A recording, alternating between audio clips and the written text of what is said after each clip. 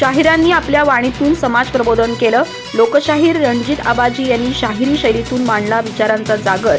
गडिंग्लजमधील व्याख्यानमालेत महामानव समजून घेताना या विषयावर कार्यक्रम संपन्न. शाहिरीची परंपरा शिवकाळापासून सुरू झाली आहे. पारतंत्र्याच्या काळात ब्रिटिशांच्या अन्यायाविरुद्ध लोकांना पेटून उठवण्यासाठी शाहिरांनी आपली लेखणी आणि वाणीतून समाज प्रबोधन केलं. स्वातंत्र्यानंतरही शाहीर लोकशाहीच्या काळात लोकशाहीर म्हणून समाज प्रबोधन करत आलेत. आज लोकांनी देशाची परिस्थिती समजून घेतली पाहिजे. आजच्या परिस्थिती विरोधात सर्वांनी एकसाथ लढलं पाहिजे.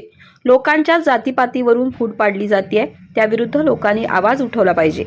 सत्यानं वागणाऱ्यांच्या पाठीमागे जनतेनं उभं राहिलं पाहिजे.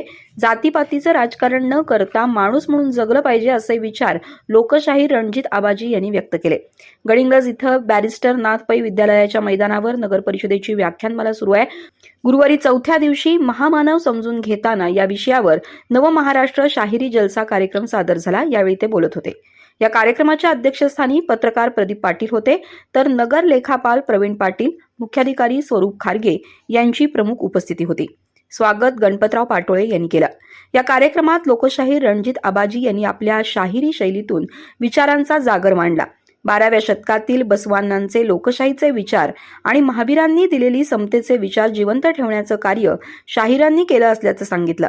अन्यायाविरुद्ध आपला आवाज उठला पाहिजे, तरच लोकशाही जिवंत राहू शकते असंही त्यांनी सांगितलं.